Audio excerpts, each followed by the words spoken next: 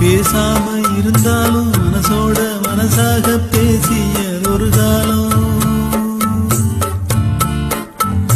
தூரத்தில் இருந்தாலும் தொடர்ந்து உன் அருகிலே குலவிய ஒரு காலம். இன்று நானும் ஓரத்தில்,